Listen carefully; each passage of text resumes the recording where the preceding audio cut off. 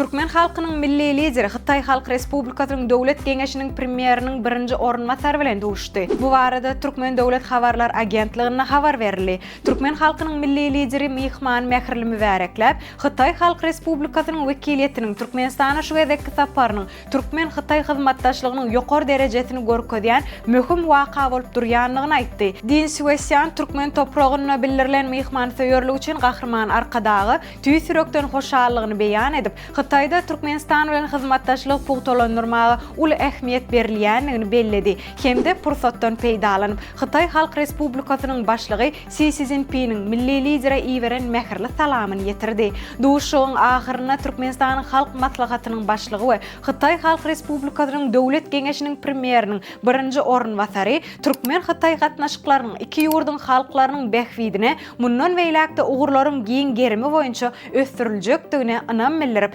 birege iň gowy arzulary beýan etdiler. Täzeliklerin ilkinji dinleýijisi bolmak üçin bize agza bolun. Habarlar, täsirlikler, videolar hemmesi bir ýerde Turkmenportal biziň bilen galyň.